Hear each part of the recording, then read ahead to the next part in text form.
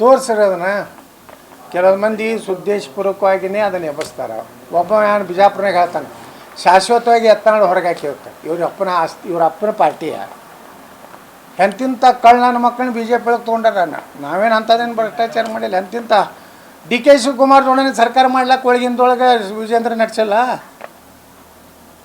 ದಿಲ್ಲಿಯೊಳಗೆ ಏನು ನಡೆದಿದೆ ನನಗೆ ಗೊತ್ತಿಲ್ವಾ?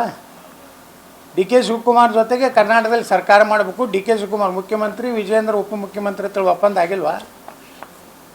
ಅಂಥ ಮಹಾಭ್ರಷ್ಟನೇ ಬಿ ಜೆ ಪಿ ತಗೊಂಬಂದು ಯತ್ನಾಳ್ ನಾ ಯಾಕೆ ಕ್ಷಮಾ ಬೇಡಲಿ? ನಾ ಕ್ಷಮಾ ಬೇಡೋದಿಲ್ಲ, ಪತ್ರ ಬರೀದಿಲ್ಲ, ನಾವು ಅವ್ರಿಗೆ ಹೋಗಿ ಕೈ ಮುಗಿದಿಲ್ಲ, ಏನೂ ಇಲ್ಲ, ನನಗೇನು ಅವಶ್ಯ ಇಲ್ಲ. ಮುಂದೆ ನೋಡೋ ನೀನ 3 ವರ್ಷ ಐತ್ರಿ ಚುನಾವಣೆ. ಕಾಂಗ್ರೆಸ್ ನನ್ನ ಸತ್ತ ಹೆಣ ಸಹಿತ ಕಾಂಗ್ರೆಸ್ಗೆ ಹೋಗೋದಿಲ್ಲ. ಮುಂದೇನು ಹೇಳಿ ಅಂಥ ಯೋಗ ಅಂಥ ನಾವು ಅದು ಪಾಕಿಸ್ತಾನ ಪಾರ್ಟಿಗೆ ಸೇರತ್ತೀರಿ. ನನಗೆ ಹಿಂದೂಗಳದ್ದು ಏನೋ ಕ್ಯಾರಿಟಿ ನಡೆಸ್ತಾ ಇದ್ದಾರೆ. ನೀವು ಎಷ್ಟು ಸಲ ಸಾಲ ತೆಗಿಲಿಕ್ಕೆ ಸಾಧ್ಯತೆ? ಅದನ್ನೇ ನಾ ಹೇಳಿದ್ದೆ ಬಜೆಟ್ ಭಾಷಣದಾಗ. ಈಗ 1,16,000 ಕೋಟಿ ತೆಗೆದ್ರಿ, ಇನ್ನೊಂದು 1,00,000 ಕೋಟಿ ರೂಪಾಯಿ ತೆಗೀರಿ. ಸಾಲ ತೆಗೆದ್ರೆ ಆಲ್ಮಟ್ಟಿ ಮುಗೀತಂದ್ರೆ ಸುಮಾರು 17 ಲಕ್ಷ ಎಕರೆ ದಾವಣಗೆರೆವರೆಗೂ ಅದ್ರದ್ದು. ಕೃಷ್ಣಾ ಕಣಿವೆ ಅಂದರೆ ತುಮಕೂರದವರೆಗೇನೋ ಅದ್ರದ್ದು ವ್ಯಾಪ್ತಿ ಇದೆ. ಅಂದ್ರೆ ವಾಟರ್ ಇದು ಅದ್ರ ಪರ್ಕ್ಯುಲೇಟ್ ಆಗೋದ್ರಿಂದ ಅಂತರ್ಜಲ ಇಡೀ 70 ಭಾಗದ ಕರ್ನಾಟಕದ ಭೂಮಿ. ಕಾವೇರಿ ಬರೀ 13% ರೀ. ಕೃಷ್ಣ 72% ನೀರಾವರಿ ಇದು ಭೂಮಿಯನ್ನು ಇದು ಅಂತರ್ಜಲ ಹೆಚ್ಚಾಗುವಂಥದ್ದು. ಅದು ಮಾಡ್ತಾನೇ ಇಲ್ಲ. ಅದರಲ್ಲಿಯೂ ಸಹಿತ ಬರೀ ಯಾವುದನ್ನು ಹಿಂದಿನ LOC ಬಿಲ್ಗಡೆಗೆ ಹಣ ತಿರ್ತಾ ಇದ್ದಾರೆ. ಹೀಗಾಗಿ ಈ ಸರ್ಕಾರದ ಏನೂ ಸಾಧನೆ ಇಲ್ಲ. ದುರ್ದೈವ ಅಂದ್ರೆ ಕರ್ನಾಟಕದಲ್ಲಿ ಸಮರ್ಥ ಬಿ ಜೆ ಪಿ ರಾಜ್ಯಾಧ್ಯಕ್ಷ ಇಲ್ಲ, ಸಮರ್ಥ ಪಕ್ಷ ಕೆಲಸ ಮಾಡ್ತಾಯಿಲ್ಲ. ಮೊನ್ನೆ ನಡೆದಂಥ ಜನ ಕೂರಿಸೋ ಸಂಪೂರ್ಣ ವಿಫಲ ಆಗಿವೆ. ಯಾವ ಜಿಲ್ಲೆಯಲ್ಲಿ 1000ಕ್ಕಿಂತ ಹೆಚ್ಚು ಜನ ಸೇರಿಲ್ಲ. ತೋರಿಸಲ್ಲ ಒಂದು 5-10 ಸಾವಿರ ಸೇರಿಸಿದ್ದು. ಒಂದು ಜಿಲ್ಲೆಯೊಳಗೆ ನಾ ಬಿದರಾಡಿ ಹೋಗಿ ಬಂದೀನಿ, ಕಲಬುರಗಿ ಹೋಗಿ ಬಂದೀನಿ, ಅಲ್ಲಿಂದ ರಾಯಚೂರಿಗೆ ಹೋಗಿದ್ದೆ, ಬೆಳಗಾವಿಗೆ ಹೋಗಿದ್ದೆ, ಬಾಗಲಕೋಟದಲ್ಲಿ ಎಲ್ಲಿ ನೋಡಿದ್ರು 1500-800 ಜನ. ಒಬ್ಬ ರಾಜ್ಯಾಧ್ಯಕ್ಷ ಬರ್ತಾನಂದ್ರೆ 1500 ಜನ. ನಾ ಬರೀ ಒಂದು ಹಳ್ಳ್ಯಾಗ ಹೋದ್ರೆ 500 ಜನ ಸೇರ್ತಾರೆ. ಬರೀ ಹಳ್ಳ್ಯಾಗ. ಇನ್ನು ಜಿಲ್ಲಾ ಕೇಂದ್ರ ಅಂತೂ ನಾವು ಹೋಗಿಲ್ಲ. ಮೊನ್ನೆ ಅಂಬೇಡ್ಕರ್ ಜಯಂತಿ ಮಾಡಿದ್ವಿ ಬಿಜಾಪುರನಾಗ 20,000 ಜನ ಸೇರಿದ್ರು. ಹನುಮನ ಜಯಂತಿ ಮಾಡಿದ್ವಿ 25,000 ಜನ ಸೇರಿದ್ರು. ಈ ರಾಜ್ಯಾಧ್ಯಕ್ಷ ಬರ್ತಾನಂದ್ರೆ 1000 ಮಂದಿ ಸೇರಲ್ಲಾಗ್ಯಾರಂದ್ರೆ ಅದ್ರ ಮ್ಯಾಗಿಂದ ತಿಳ್ಕೊರಿ. ಬಿ ಜೆ ಪಿ ಹೊಂದಾಣಿಕೆ ರಾಜಕಾರಣದಿಂದ ನಮ್ಮ ರಾಜ್ಯದ ಜನರಿಗೆ ಮೋಸ ಮಾಡ್ತಾಯಿದೆ. ಅದ್ರ ಮ್ಯಾಲಿನವ್ರು ತಿಳ್ಕೊಬೇಕು. ಬದಲಾವಣೆ ಆಗ್ತಾರೆ ಏನು ಅವ್ರಿಗೆ ಕೇಳ್ಬೇಕ್ರಿ. ಇವತ್ತು ಬಂದಾರಲ್ಲ ರಾಧಾಮೋಹನ್ ದಾಸ್ ಸರ್ಕಾರ ಅವ್ರಿಗೆ ಕೇಳತ್ತೆ ಹೇಳ್ರಿ. ಕೈಗೇನೈತ್ರಿ ಅಲ್ಲಿ ಹೈಕಮಾಂಡ್. ನೀವು ಹೈಕಮಾಂಡ್ ಮೀಟ್ ಮಾಡ್ತೀರಾ ಅಂತ ಮತ್ತೆ ಬಿಜೆಪಿ ಕ್ಷಮಾಪಣೆ ಕೇಳಿದಿರಾ ಅಂತ ಹೇಳಿ ಬಹಳ ಚರ್ಚೆ ಆಗ್ತಿದೆ. ಎಲ್ಲಿ ತೋರಿಸ್ರಿ, ಬಿಜೆಪಿಗೆ ಮತ್ತೆ ತೋರಿಸ್ರಿ ಅದನ್ನು. ಕೆಲವು ಮಂದಿ ಸುದ್ದೇಶಪೂರ್ವಕವಾಗಿಯೇ ಅದನ್ನು ಎಬ್ಬಿಸ್ತಾರೆ. ಒಬ್ಬ ಏನು ಬಿಜಾಪುರನಾಗ ಹೇಳ್ತಾನೆ, ಶಾಶ್ವತವಾಗಿ ಎತ್ತನಾಡು ಹೊರಗೆ ಹಾಕಿ ಹೋಗ್ತಾರೆ. ಇವ್ರ ಅಪ್ಪನ ಪಾರ್ಟಿಯ ಎಂತಿಂಥ ನನ್ನ ಮಕ್ಕಳನ್ನ ಬಿ ಜೆ ಪಿ ಒಳಗೆ ತೊಗೊಂಡಾರ. ನಾವೇನು ಅಂಥದ್ದೇನು ಭ್ರಷ್ಟಾಚಾರ ಮಾಡಿಲ್ಲ. ಎಂತಿಂಥ ಡಿ ಕೆ ಶಿವಕುಮಾರ್ ಜೋಡನೆ ಸರ್ಕಾರ ಮಾಡ್ಲಿಕ್ಕೆ ಒಳಗಿಂದೊಳಗೆ ವಿಜೇಂದ್ರ ನಡೆಸಲ್ಲ. ದಿಲ್ಲಿಯೊಳಗೆ ಏನು ನಡೆದಿದೆ ನನಗೆ ಗೊತ್ತಿಲ್ವಾ?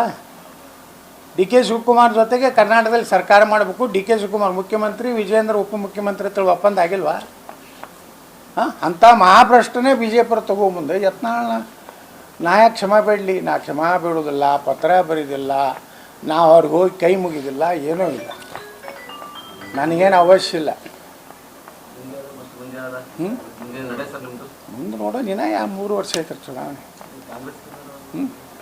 ಕಾಂಗ್ರೆಸ್ ನನ್ನ ಸತ್ತ ಹೆಣ ಸಹಿತ ಕಾಂಗ್ರೆಸ್ಗೆ ಹೋಗೋದಿಲ್ಲ. ಮುಂದೇನು ಹೇಳಿ ಅಂಥ ಯೋಗ ಅಂಥ ನಾವು ಅದು ಪಾಕಿಸ್ತಾನ ಪಾರ್ಟಿಗೆ ಸೇರತ್ತೀರಿ. ನನಗೆ ಹಿಂದೂಗಳದ್ದು ಏನೂ ಕೆಲಸ ಇಲ್ಲ ಅಲ್ಲಿ. ಅಲ್ಲಿ ಯಾವುದಾವಲ್ಲ ಅವೆಲ್ಲ ಮಾನ ಮರ್ಯಾದೆ ಬಿಟ್ಟು ಹಿಂದೂಗಳೇ ಅದಾವಲ್ಲಿ. ದೇಶದ ಬಗ್ಗೆ ಇಲ್ಲ, ಧರ್ಮದ ಬಗ್ಗೆ ಇಲ್ಲ. ಬರೀ ಸೋನಿಯಾ ಗಾಂಧಿನ ಹೊಗಳೋದು, ರಾಹುಲ್ ಗಾಂಧಿ ಭಾರಿ ರಾಷ್ಟ್ರ ನಾಯಕ. ಸಿದ್ದರಾಮಯ್ಯ ಹೇಳ್ತಾನೆ ಅಂಥ ಸಿದ್ದರಾಮಯ್ಯ ಬಾಯಿಗೂ ಅಂಥವ್ನ ಬಗ್ಗೆ ಅಂಥ ಪಾರ್ಟಿಗೆ ಸೇರೋದ್ರ ಬಗ್ಗೆ ನೀವು ಮನಸ್ಸಿನಾಗ ಇಡಬೇಡ್ರಿ. ಮತ್ತು ಯಾರಿಗೂ ನಿಮ್ಗೆ ಯಾರೇ ಕೇಳತ್ತೆ ಹೇಳಿರ್ತಾರೆ ಈ ಪ್ರಶ್ನೆ, ಅದನ್ನ ಎಂದೂ ಕೇಳಬೇಡ್ರಿ. ನಾವು ಕಾಂಗ್ರೆಸ್ ಸೇರೋದಂತೂ ಬಿಡ್ರಿ. ಇನ್ನೂ ಹೊಸದೇ ಒಂದು ಏನಾರು ಮಾಡಿ ನಾನು ಶಕ್ತಿ ತೋರ್ತೀನಿ ಹೊರತು ಕಾಂಗ್ರೆಸ್ಸಿಗೆ ಸೋಗೋದಿಲ್ಲ. ನೋಡಿ ವೀರ ಸರ್ ಹಂಗಾದ್ರೆ ಹೊಸ ಪಕ್ಷಕ್ಕೆ ಹಾಂ ಅದು ಸಂದರ್ಭ ಬಂದರೂ ಅವು ವಿಚಾರ ಮಾಡ್ತೀನಿ. ನಾಂದಿ ಆಡ್ತೀರಿ? ಹಾಂ ಬತ್ತಂದ್ರೆ ಹಾಡ್ತೀನಿ. ಏನು ಇವರೆಲ್ಲ ನೀವು ವ್ಯಾಖ್ಯಾನ ಮಾಡ್ಬೋದು ಕೆಲವೊಂದು ಚಾನಲ್ದವರು.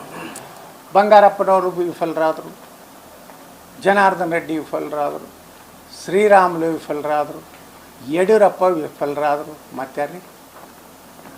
ಹಾಂ ಆದರೆ ಕುಮಾರಸ್ವಾಮಿ ದೇವೇಗೌಡ ಸಕ್ಸಸ್ ಆಗಿದ್ದೀವಿ ನೀವು ಹೇಳೋದಿಲ್ಲ.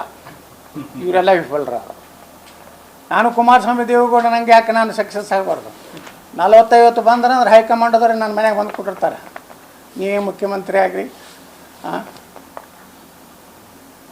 ಆ ಥರ ಇಲ್ಲ. ಆಪರೇಷನ್ ಮಾಡ್ತಾರೆ ಸರ್ ಹಂಗಾದ್ರೆ? ಹಾಂ ಬಿಜೆಪಿ ಯಾಕೆ ಆಪ್ರೇಷನ್ ಇಲ್ಲಿ ತಾನೇ ಡೆಲಿವರಿ ಆಗ್ತೈತೆ ರೀ, ಅದಕ್ಕೆ ಆಪ್ರೇಷನ್ ನ್ಯಾಚುರಲ್ ಡೆಲಿವರಿ ಆಗ್ತೈತೆ ಬಿ ಜೆ ಪಿ ಒಳಗೆ. ಹೊಸ ಕೂಸು ಹುಡ್ತೈತಿ ಈಗ. ನೀವು ಸಪೋರ್ಟರ್ಸ್ ಎಲ್ಲ ಇದ್ದಾರೆ, ನಿಮ್ಮ ಬೆಂಬಲಿಗರಿದ್ದಾರೆ. ನೋಡ್ರಿ ಎಲ್ಲರೂ ನನ್ನ ಜೊತೆಗೆ ಅದಾರೆ. ಕೆಲವು ಮಂದಿಗೆ ಮಾತಾಡೋಕ್ಕೆ ಧೈರ್ಯ ಇಲ್ಲ. ಅವ್ರ ಪಾಪ ನೋಡ್ರಿ ಈಗ ಎಂ ಪಿಗಳು ಯಾರು ಅದಾರಪ್ಪ? ವಿಜೇಂದ್ರ ಜೋತ ಕರ್ನಾಟಕದ ಲೋಕಸಭಾ ಸದಸ್ಯರು ಎಷ್ಟು ಮಂದಿ ಅದಾರ? ಅವ್ರ ಅಣ್ಣ ಒಬ್ಬನ ಬಿಟ್ರೆ ಯಾರೂ ಇಲ್ಲ. ಅವ್ರ ಅಣ್ಣ ಹೇಳ್ತಾನ ಸಂತೋಷ್ ಲಾಡ್ ರಾಜ್ಯದ ಮುಖ್ಯಮಂತ್ರಿ ಆಗ್ಲತ್ತ, ಹೇಳೇನಿಲ್ರಿ? ಹಾಂ ಇವ್ರು ತಮ್ಮ ಹೇಳ್ತಾನ ಲಾಡು ಅಂದ್ರೆ ಒಬ್ಬ ಬದ್ಮಾಸ್ ಅದಾನ, ನಾಯಕ ಅದ. ಇವ್ರು ಅಣ್ಣ ಬರದೆ ತಾಳಿಲ್ಲ ಮೇಳಿಲ್ಲ. ಹಾಂ ನೋಡ್ರಿ ರಾಘವೇಂದ್ರ ಯಡಿಯೂರಪ್ಪ ಬಿಟ್ಟರೆ, ಯಾಕಂದ್ರೆ ರಾಘವೇಂದ್ರ ಯಡಿಯೂರಪ್ಪಗೆ ಶಾಮನೂರು ಶಿವಶಂಕರಪ್ಪ ಆಶೀರ್ವಾದ ಐತಿ. ಏನು ಡಿಸಿಷನ್ ಆಗೋದು ಶಾಮನೂರು ಶಿವಶಂಕರಪ್ಪ ಯಡಿಯೂರಪ್ಪ ಮನೆಯಾಗೆ ಆಗ್ತಾವೆ. ನೀ ಬಿ ಜೆ ಪಿ ಒಳಗೆ ಬ್ಲ್ಯಾಕ್ ಮೇಲ್ ಮಾಡು, ನಾ ಕಾಂಗ್ರೆಸ್ನಾಗ ಬ್ಲ್ಯಾಕ್ ಮೇಲ್ ಮಾಡ್ತೀನಿ. ಇವೆರಡು ಕಂಪ್ನಿ ಅದೇ ನಡೆಸ್ಯಾವು ಕರ್ನಾಟಕದಾಗ. ನಾನು ಹಿಂದೆ ಲಿಂಗಾಯತರು ಅದಾರ, ನೀನು ಹಿಂದೆ ವೀರಶೈವರು ಅದಾರ.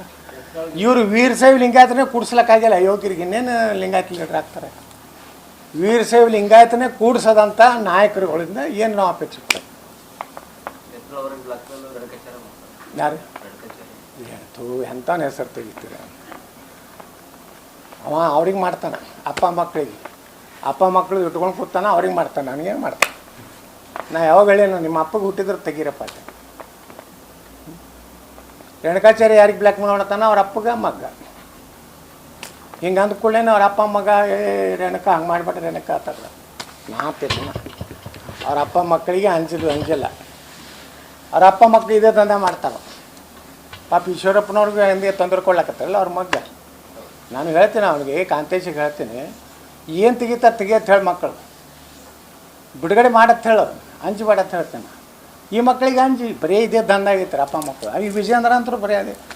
ಈಗಂತೂ ಒಂದು ಫ್ಯಾಕ್ಟ್ರಿದು ಗುರ್ತಾಗೈತಿಲ್ಲ, ಡಿ ಕೆ ಶಿವಕುಮಾರ್, ರಮೇಶ್ ಜಾರಕಿಹೊಳಿ ಅವ್ರದ್ದು